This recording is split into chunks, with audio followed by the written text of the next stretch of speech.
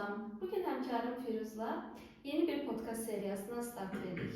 Bu podcast seriyasında müxtəlif xəstəlikləri birlikdə müzakirə edəcəyik və bu xəstəliklərin hər kəsə anlaşılır şəkildə çata bilməsi üçün əlimizdən gələni edəcəyik. Və ilk olaraq biz bugün asılılıqlarla başlamaq istəyirik və bu sahədə Firuz özü də birazdan təbii ki deyəcək. Firuzun müəyyən qədər təcrübəsi var artıq. İllərdir ki, bu tip xəstəliklərlə məşğuldur. Yəni, bu tip xəstələr və onların xəstəliklərlə məşğuldur. Ona görə uzatmadan başlamaq istəyərdim. Firuz, salam, xoş gəlmişsən. Salam, xoş gördük. Məncə bu günləri video daha yaxşı çıxacaq. Çünki ana dilimizdən az danışırıq və özümüzü daha yaxşı ifadə edə biləcəyik deyə düşünürəm. Hansı ki, dünənki videoda Almanca biraz zorlanmışdıq, biraz çətinlik çəkmişdik. Amma yavaş-yavaş öyrənərik onda. Elə isə başlayalım. Firuz, ilkin sualım ondan ibarətdir ki, ümumiyyətlə asıllıq nədir və asıllığın hansı növləri var? Asıllıq nədir? Asıllıq narkomaniyadan gedir.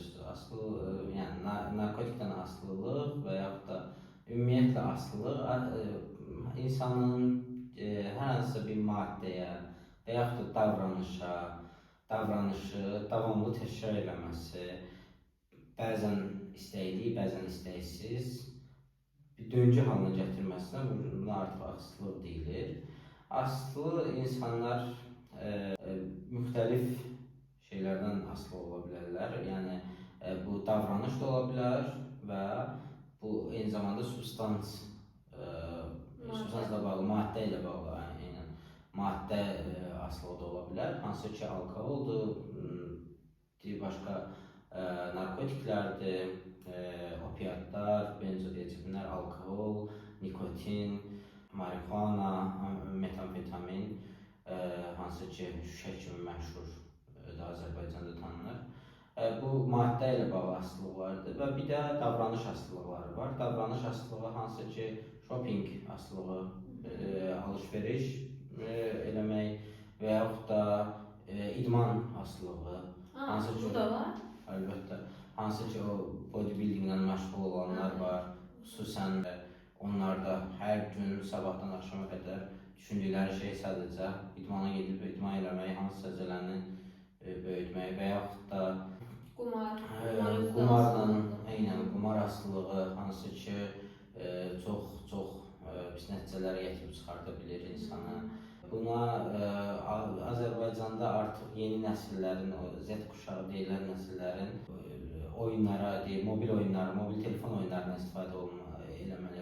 Kompüter oyunları var bizim nəsildə əslində, amma indi Z nəslində artıq telefon oyunları çox, yəni o telefondan bir ara mən də özüm də onlara kaptırmışdım, bir-iki ay PUBG oynadım, sən də xatırlayırsınsa.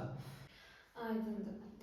Belə bir sualım var. Nəyə görə bəzi insanlarda asıllıq yarandığı halda, digər insanlarda bu yaranmır? Bəzi insanlarda əslində bunu mən heç kəs asılılıqdan qorunmayıb. Hər kəsdə asıllıq yarana bilər və bu o demək deyil ki, kimsə %100 qorunub asılılıqdan və heç vaxt asılı olmayacaq. Təcrübəyə əsaslanaraq demək olar ki, yəni hər kəs üçün bu risk var. Həyatının müxtəlif zamanlarında, müxtəlif dönəmlərində, müxtəlif ruh hallarında hər kəs asılı ola bilər. Əsas önəmli odur ki, lazım olan zamanda ətrafında baş verən cəmiyyət, ətrafındakılar sənə doğru yol göstərə bilsin. Onu, yəni kimsə asılıqdan qorunmayıb deyə bilərəm. Yəni hər kəs asılı ola bilər. Təbii ki, burada şəxsiyyətin müxtəlif şəxsiyyətli insanlar var. Bəzilərinin güclü iradəsi var, hansı ki, onlar həmişə sakit qalıb yox deməyi bacarırlar. Bəziləri isə sadəcə hər şeyi denəmək istəyirlər, yoxlamaq istəyirlər. Bir yoxlamaq üçün hər şeyin dadına baxmaq istəyir. Yəni belə hər şeyin dadına baxmaq istəyəndə də sonu gətirib asılılığa çıxara bilir. Bəs niyə görə gənclər arasında bu daha çox yayılıb?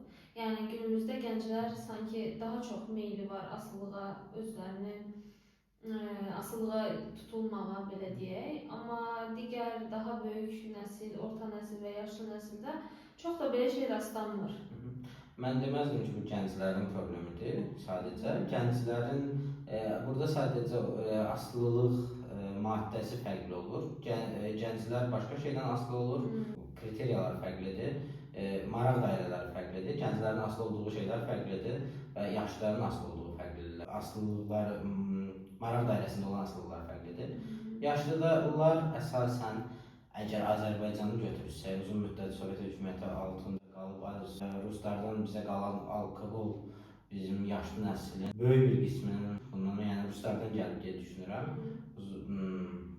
Amma gənclərin isə sadəcə olaraq bu gənclərin hal-hazırda bu şüşə kimi tanınan metamfetaminə və yaxud da marihuana və yaxud da yəni əsasən gənclər bunlardan ya da siqaret yəni bu cəmiyyətin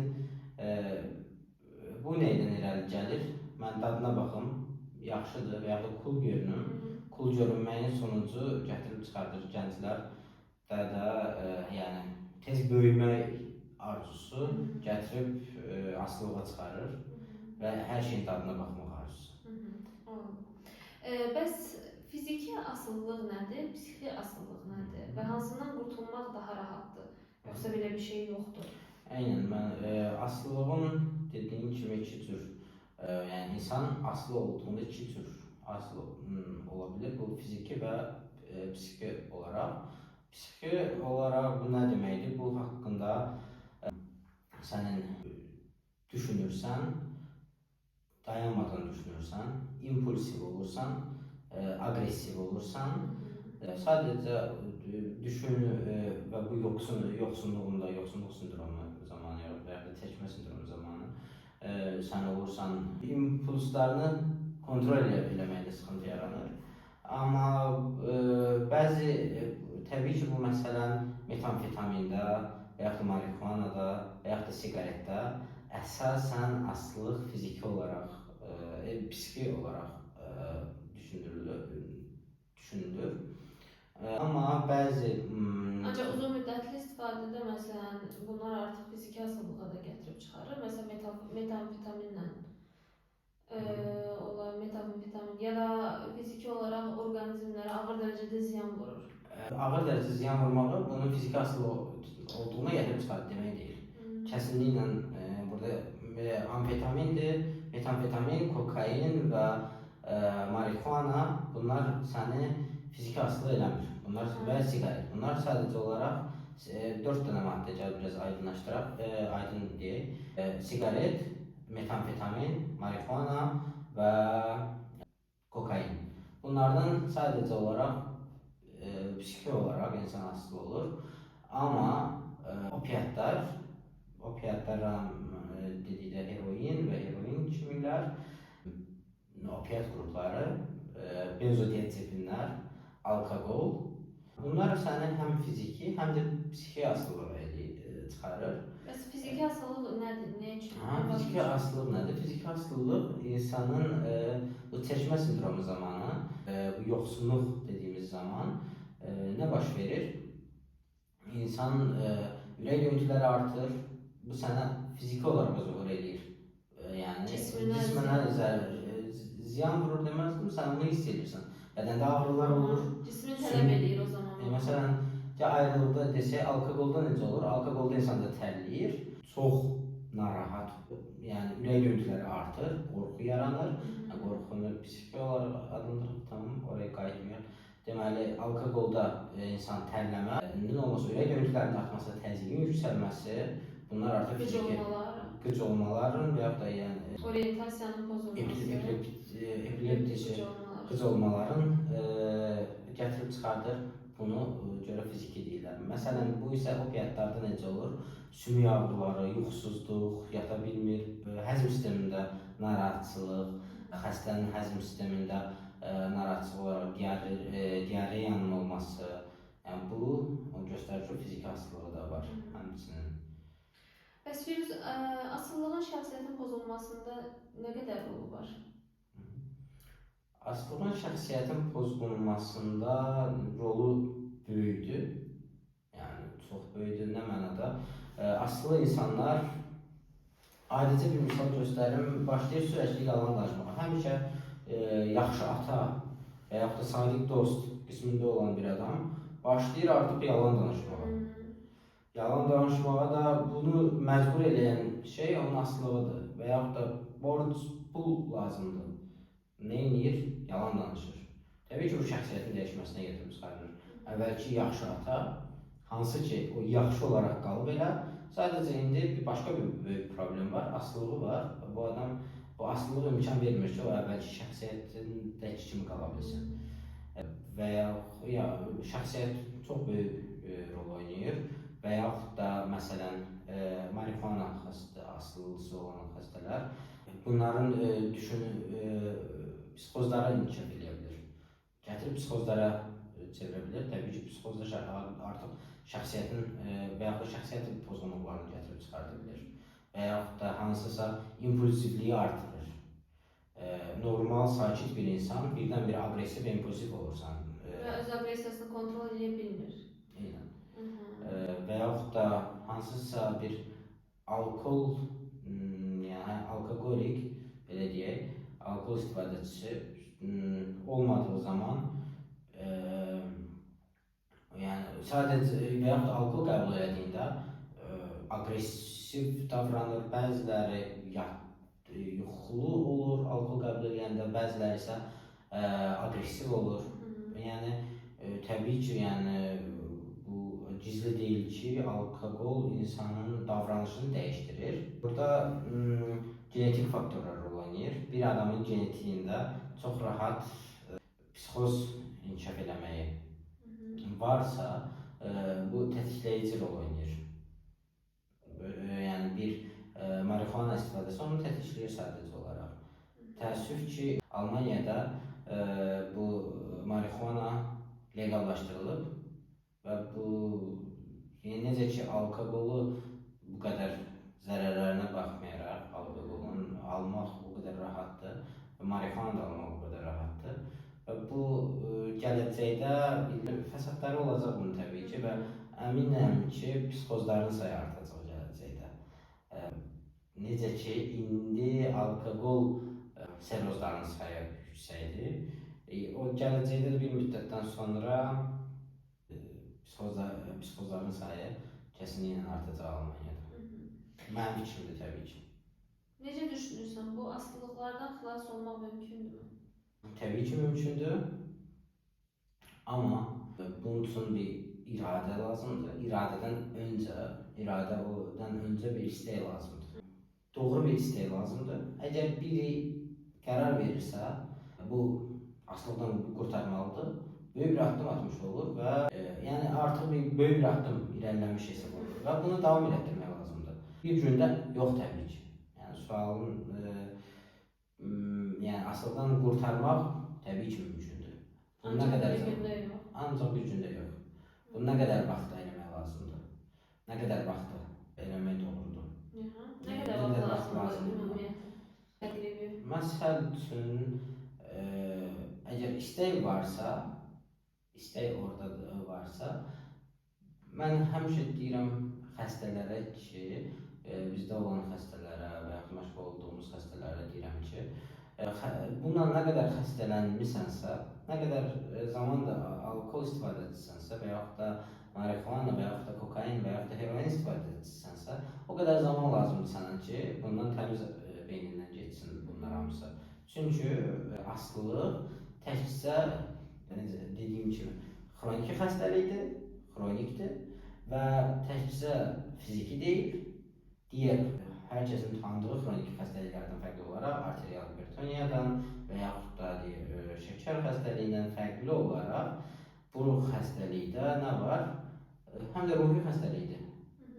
Tamam mı? İnsanın direkt ruhuna təsir edir. Bu sürəci uzandırır. Bəs elə bir möcüzəvi dərman var ki, bu möcüzəvi dərman sayəsində asılılıqdan daha tez zamanda xilas ola bilirsən. Əslində bu sualı mənə xəstələr tez-tez verirlər. yəni çox yəni hansı ki istəyi olan xəstələr gəlirlər və mənə bir möcüzəvi dərman verir. Möcüzəvi dərman yoxdur desəm doğru olmaz. Ya da doğru, əslində doğru olar. Möcüzəvi dərman, elə bir dərman yoxdur ki, mən onu içim və bundan sonra asılı olmayım. Yox, elə bir şey yoxdur, təbii ki. Amma xeyli dərmanlar var ki və müxtəlif asılıqda müxtəlif dərmanlar var ki və çox yaxşı təsir edir. Sənin yeni təkrar istifadəsinin qarşısını alan dərmanlar var və bu yəni 50-60% hallarda çox effektiv təsir edir. Yəni bu çətin situasiyadan qurtulmağa kömək edir. Eynən. Yəni dərman olaraq, yəni bu dövrdə narkologiyada desək, iki cür dərman qrupu var. Biri akut dövrdə verilən dərmanlardır, hansı ki opiatlarda bu metadon, polamidon, zubustitol, zubutex. Şimdi bunlardan sadəcə düşünürəm ki, Azərbaycanda metadon məşhurdur və düşünmürəm ki, bu metadon çoxdan buradadır, amma Almaniyada 90-cı illərin sonunda artıq metadon var idi və insanlara metadon verdilər. Amma son illərdə bunlar həqiqətən böyüyüb, müxtəlif çeşidlər var ki, hansı ki heroin asılılığına qarşı çox yaxşı təsir deməzdim da, eyni heroinin verdiyi effektləri verir, eyni reseptorlara gedib bağlanır, hansı ki mühür reseptorları, opiat reseptorlarına gedib bağlanır və onların heroin kimi təsir edir və amma yaxşı şey nədir? Biz bunları azalda bilirik. Birincisi təmizdir. Heroin bildiyimiz kimi yəni daşdır və bu içində torpaq, toz, hər şey olur və bunu istifadə edəndə kənar təsirlər, bədən orqanları zədələnir, amma bu dərman olaraq çox təmizdir. İkincisi və bunu çox rahatlıqla azaltmaq olur. Üçüncüsü isə burada substitusiyon proqramları, dəstək proqramları var və insan sadəcə bu dərmanları qəbul edərək normal həyatı yaşaya bilər. Hətta bunun aylıq depo iynələri var ki, bir ayda bir dəfə vurursan, artıq heç bir fiziki yoxsunluq dediyim bu simptom gəlmir, yoxdur artıq. Sən o hansı ki, məsələn, opiatlarda deyəcəm sənə nədir? Opiatlarda Almanların dediyi Affenzustan dedikləri nədir? Bu qaşıntı, tərləmə və yaxud da ağrıların olmağı, qorxub küncə çəkilmə, isti və soyuq. Nə olur? Bədən birdən-birə istiləşir, istidir mənə. Və yaxud da nə olur? Birdən-birə soyuqdur, titrədir və bu hər an dəyişir. Yəni və bu nə deməkdir? Artıq bu adama sadəcə o dərmanlar kömək edə bilər və yaxud da heroin kömək edə bilər. Ancaq uzun müddətli müalicədə yəqin ki, sadəcə dərman kifayət eləməz. Həm də psixi olaraq bu şəxsin dəstəyə ehtiyacı var, bəzi hallarda fiziki olaraq dəstəyə ehtiyacı var. Ergoterapilər və yaxud da ki, psixoterapevt köməkləri. Psixoterapevt, məsələn, alkoqolda, bu tamam başqa cürdür. Alkoqolda hansı ki dərmanlar, elə bir dərman yoxdur ki, o alkohol kimi təsir göstərir. Var, hansı ki biz onları benzodiazepin adı altında tanıyırıq. Bu dərmanlar da el arasında yuxu dərmanı kimi də tanınır. Yuxu dərmanları sedativ dərmanlar, benzodiazepinlər. Azərbaycanda bunlara fenazepam, diazepam çox məşhurdur. Hansı ki bu dərmanların çox böyük asılılıq təhlükəsi var. Bu dərmanların özünün asılılığı var. Bu dərmanlardan asılı olur insanlar. Bu dərmanlardan asılı olduğunda və sən bir gün bu dərmanı almadığında nə olur? Qorxu hissi, qorxursan. Bu dərmanlar anksiolitiklər də deyilir, eyni zamanda anksiolitik təsir göstərir və kimi qısa müddətdə 5-7 gün ərzində vermək olar həkim nəzarəti altında. Evə yazılanda, məsələn, Xanax kimi benzodiazepinlər var ki, hansı ki Tav, lorazepam kimi dərmanları 3-6 həftəyə qədər evə yazmaq olar. Amma böyük riskdir. Bunun üçün həkim böyük risk alır. Çünki bu dərmanlar çox şiddətlidir. Həm yuxuya çox gözəl kömək edir. Səni qorxunu aradan qaldırır. Sən özünü daha rahat hiss edirsən.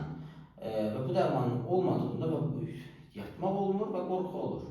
Ona görə uzun müddətli istifadəsi təhlükəlidir Təbii. və həkim nəzarəti altında müalicə davam elətdirilməlidir yaxud da dayandırılmalıdır. Firuz, təşəkkür edirəm bugünkü dəyərli məlumatlara görə. Təbii ki, bu son deyil. Biz bu podkast seriyasında hər dəfə hər hansı bir maddəni əsas mövzu olaraq götürəcəyik və onun ətrafında daha dərin müzakirələr aparacağıq. Təşəkkür edirəm, izləmədə qalın. Təşəkkürlər izlədiyiniz və dinlədiyiniz üçün.